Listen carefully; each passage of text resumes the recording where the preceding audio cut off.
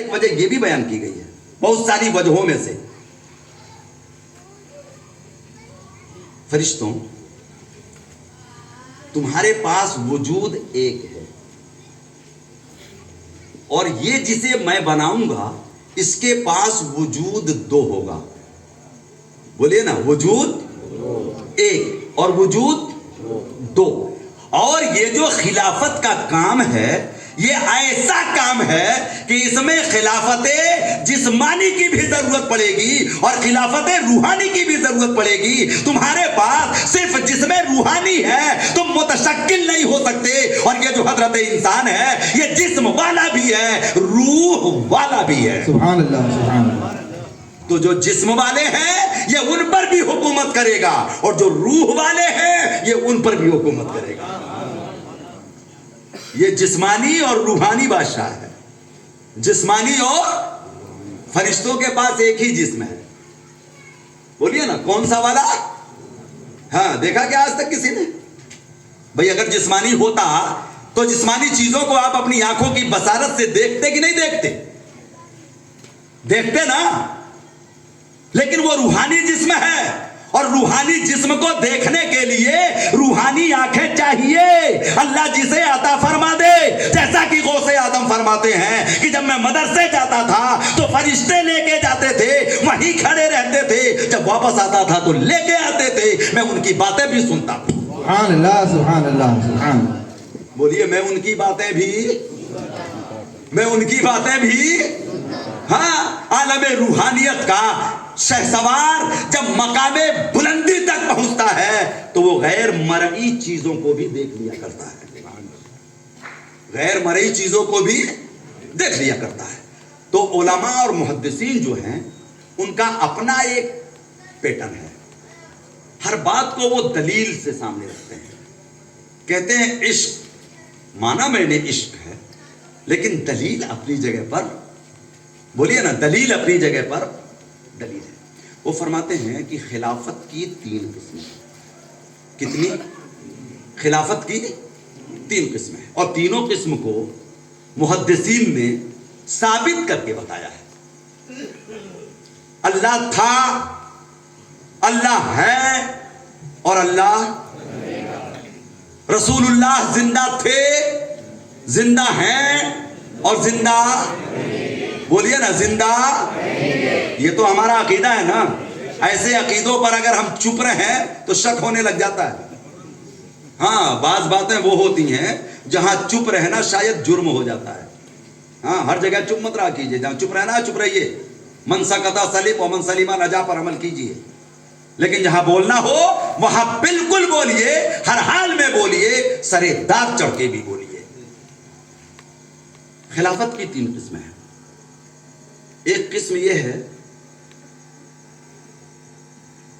کہ کسی کا وفات ہو گیا, کسی کا انتقال ہو گیا, اور اس انتقال کے بعد چونکہ اب وہ موجود, بولیے اب وہ موجود نہیں ہے, تو اس کے کام کاج کو, اس کے بنائے ہوئے سسٹم کو جو چلائے گا اسے کہتے ہیں بعد وفات.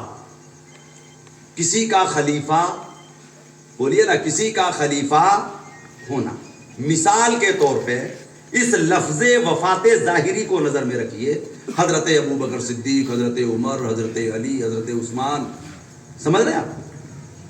ایک قسم کی خلافت یہ ہے کہ پسے پشت شخصیت ہے لیکن یہاں موجود, بولیے نا یہاں موجود کلیکٹر ہے لیکن وہ دورے پہ گیا ہوا ہے کہیں باہر مہینہ بھر کے لیے. تو کام کاج کون سنبھالے گا؟ اس کا نائب. وہ نائب ہی خلیفہ کہلاتا ہے. کون کام کاج سنبھالے گا؟ کیا کلیکٹر مر گیا؟ نہیں نا.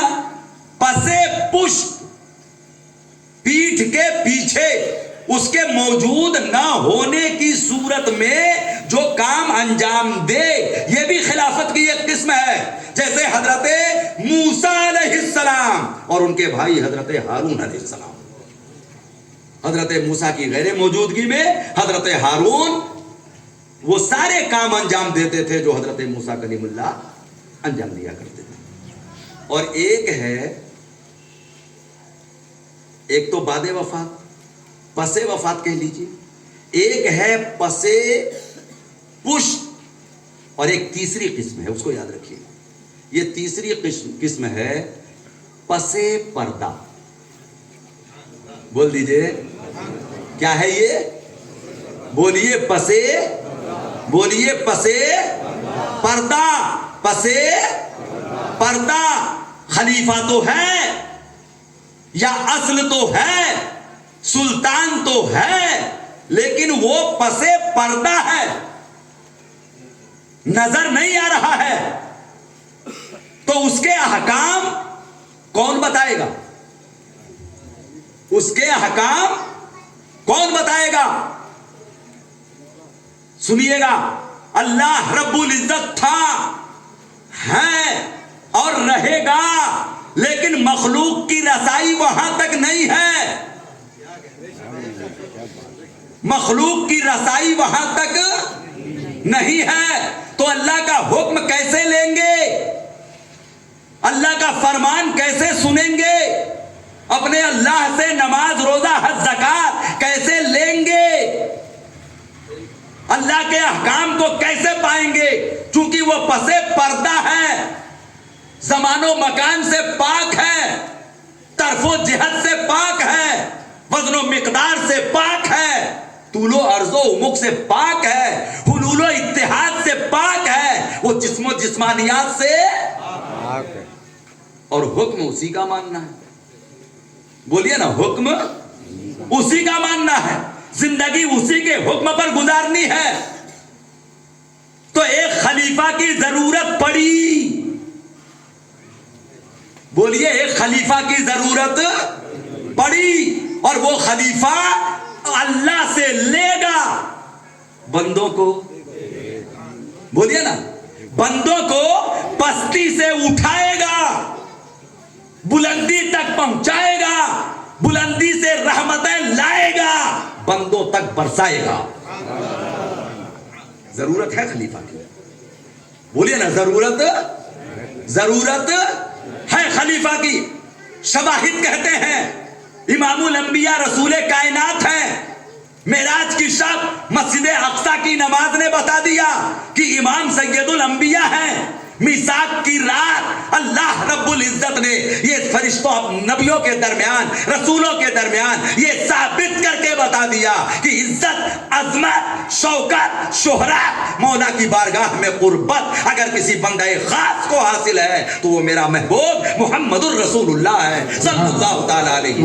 نعرہ تکبیر، نعرہ رسالت، ذکر شہید اعظم، علماء اہل سنت، مسلک اعلی حضرت. سبحان اللہ. اب اگر پس پردہ کی بات لے لی جائے تو اللہ کے محبوب تو ہیں، مقصود کائنات تو ہیں.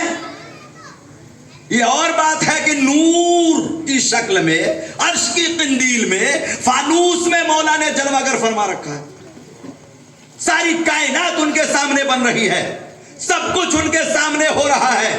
جو کچھ بھی ارضی و سماوی مخلوقات پیدا کی جا رہی ہیں وہ محمد عربی صلی اللہ علیہ وآلہ وسلم کا نور مبارک دیکھ رہا ہے. اسی لیے پروردگار عالم اس کا اعلان یہاں بھی فرماتا ہے، وَإِذْ قَالَ رَبُّكَ، اے محبوب، اور یاد کرو جب آپ کے رب نے حضرت فرشتوں کے درمیان، اپنے محبوب یاد کرو جب آپ کے رب نے فرشتوں سے یہ کہا تھا، اِنِّي جَاعِلٌ فِي الْأَرْضِ. یاد کرو. آپ نے تو دیکھا ہے نا محبوب، یاد کرو. وَإِذْ قَالَ رَبُّكَ، اور یاد کرو جب کہا. سرکار اعلیٰ حضرت نے یہی ترجمہ کیا، یاد کرو محبوب، وہ یاد کرو وہ بات جب آپ کے رب نے کہا تھا. رب نے کہا تھا. سنیے گا، قرآن کب اترا؟ غار ہیرا سے. نزول کب ہوا؟ غار ہیرا کے بعد. اور اللہ کے محبوب سارے نبیوں کے بعد قرآن کی آیتیں اتر رہی ہیں محبوب پر. غار ہیرا کے بعد، عمر مبارکہ 40 سال ہو جانے کے بعد. اور یہ واقعہ کب کا ہے؟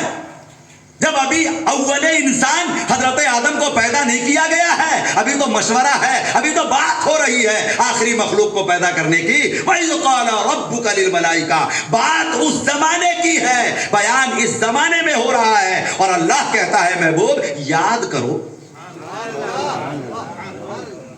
محبوب بولیے نا, یاد کرو.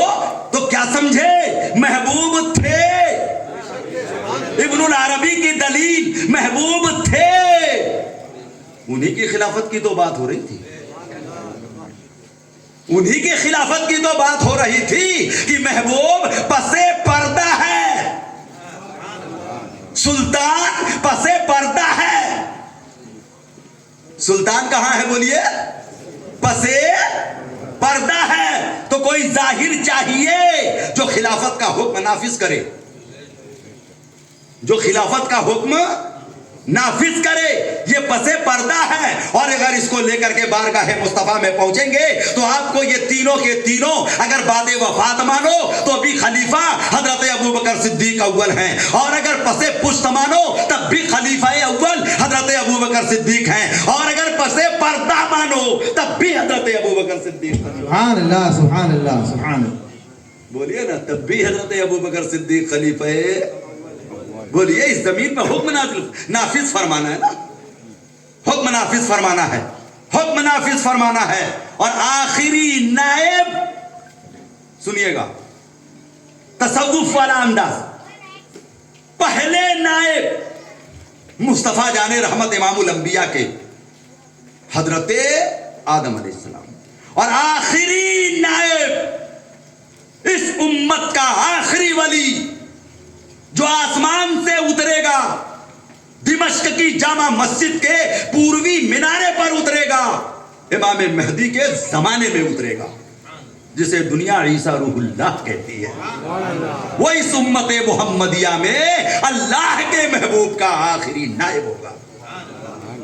کیا ہوگا, آخری نائب ہوگا, آخری خلیفہ ہوگا. وہ امت محمدیہ کا کیا ہوگا, وہ آخری خلیفہ, آخری نائب. انی جاعل فی الارض خلیفہ, میں زمین پر اپنا خلیفہ بنانا چاہتا ہوں. حضرت آدم علیہ السلام جب روح ڈال دی گئی, سب کچھ, وہ بات مکمل کر دوں تاکہ آپ یہ نہ سوچیں کہ کچھ نہ رہ گیا. جب ابلیس نے یہ سب کچھ دیکھ لیا تو کہنے لگا ایک ٹکڑا ہے جو سمجھ میں نہیں آتا, باقی پورا جسم تو ہم نے معائنہ کر لیا, ریسرچ کر لیا پورے جسم کا, ٹھیک ہے. اب اس کے بعد پروردگار عالم نے جب آدم کا سراپا تیار, روح مکمل جسم آدم میں داخل کر دی گئی, اور اس نے تحمید کی, تقدیس کی, اور پھر اللہ رب العزت کے دیے ہوئے عطائی علم سے حضرت آدم علیہ السلام نے اپنے علم سے فرشتوں کو محو حیرت کر دیا. کیا کر دیا, محو حیرت اپنے علم سے.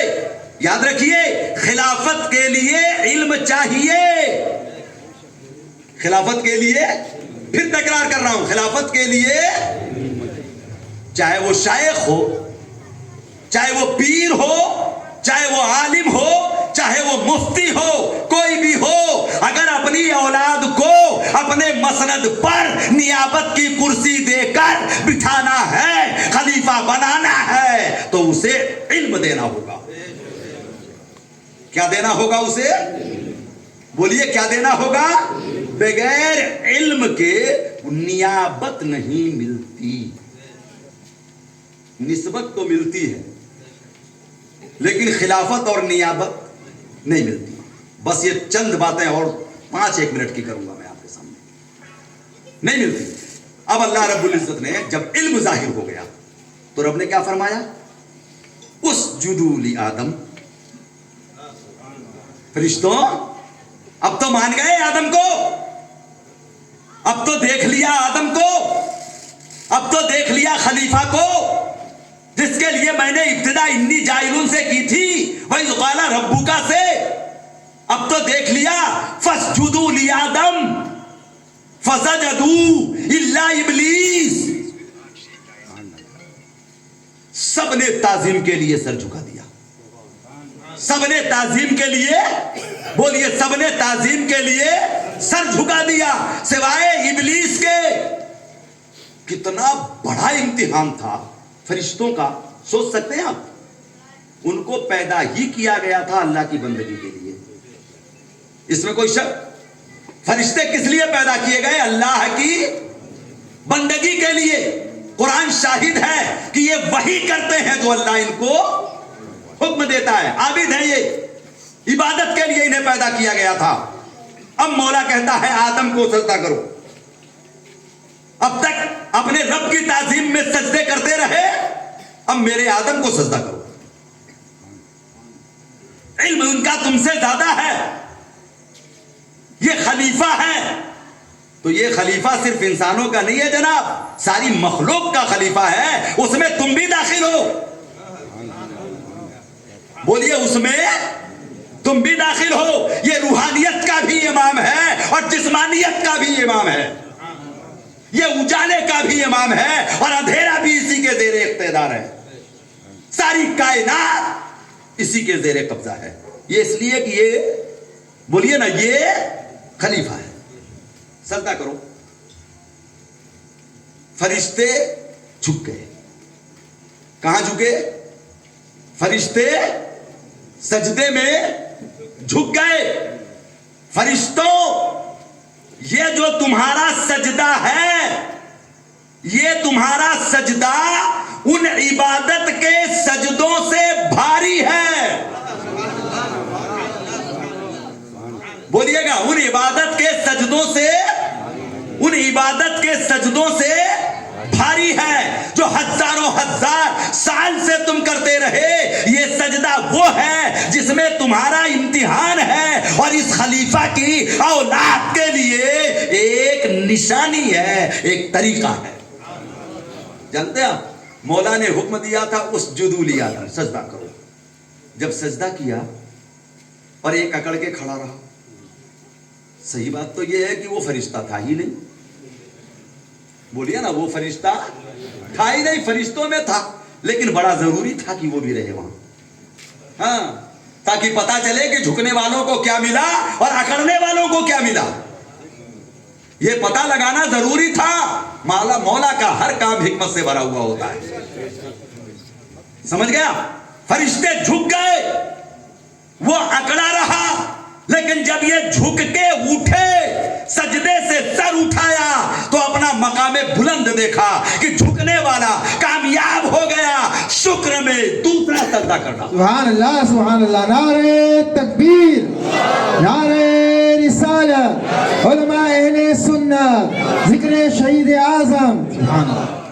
پہلا سجدہ تو مولا کی طرف سے حکم تھا, یہ دوسرا سجدہ. ارے نماز میں سجدے کتنے ہیں؟ رکوع ایک, قیام ایک, اور ہر رکعت میں سجدے.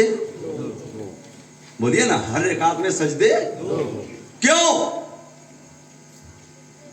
اسرار الاحکام میں دیکھیے کہ جب فرشتوں نے حضرت آدم کو ایک سجدہ کیا اور سر اٹھایا اللہ اکبر کہہ کے, تو اپنا مقام بلند دیکھا. وہ سمجھ گئے کہ اس جھکنے میں ہی بھلائی ہے. اللہ اکبر کہہ کے دوسرے سجدے میں چلے گئے. اللہ اکبر کہہ کے دوسرے سجدے میں چلے گئے. ان کی یہ ادائیں مالک و مولا نے حضرت آدم کی اولاد کے لیے, تمام نبیوں کی امتوں کے لیے, سید الانبیاء کی امت کے لیے بھی یہ دو سجدے فرض قرار دے دیے. اب یہ سنت نہیں ہے جناب, یہ سجدے ہر رکعت میں دو سجدے. بولیے نا سنت ہے یا واجب؟ فرض. جناب کیا ہے یہ؟ کیا ہے؟ فرض. وہ ادا جو ایک غیر خدا کی عظمت میں کیا گیا, وہ عمل آج ساری امتوں کے لیے جو اللہ کی بندگی کر رہے ہوں گے وہ سجدے فرض قرار دے دیے گئے. وہ سجدے فرض قرار دے دیے گئے. ہو گیا, گمراہ ہو گیا, لعنت کا توپ گلے میں ڈل گیا. پروردگار عالم نے فرمایا فرشتوں میرے آدم کو لے کر کے مکہ اور طائف کے بیچ میں چلو, نعمان کی پہاڑی کے دامن میں عرفات کے کنارے آدم کو کھڑا کرو. کھڑا کر دیا. حضرت آدم علیہ السلام کے منہ سے نکلا مالک و مولا یہ تو میں ہوں. بولیے نا یہ تو میری اولاد, میری اولاد. باپ وہی قابل قدر ہے جو اپنی